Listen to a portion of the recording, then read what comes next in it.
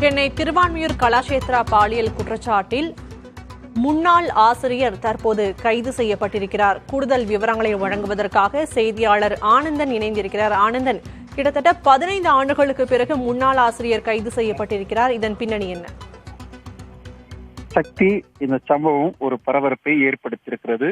15 வருடத்திற்கு முன்பாக அந்த கலாஷேத்ர நடன கல்லூரியில் பேராசிரியராக பணிபுரிந்தவர் ஸ்ரீசித் என்பவர் அப்பொழுது ஒரு பெண்ணுக்கு பாலியல் தொந்தரவு கொடுத்ததாக சமீபத்தில் வெளிநாட்டில் இருந்து ஒரு புகாரை சென்னை காவல்துறைக்கு கொடுக்கப்பட்டிருக்கிறது.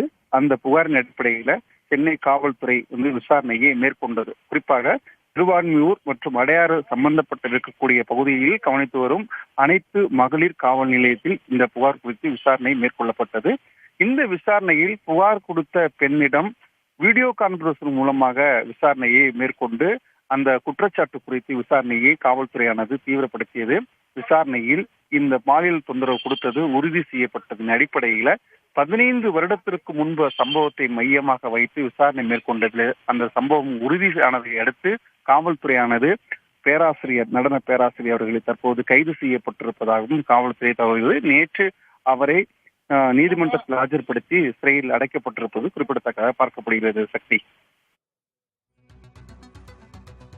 விவரங்களுக்கு நன்றி ஆனந்தன்.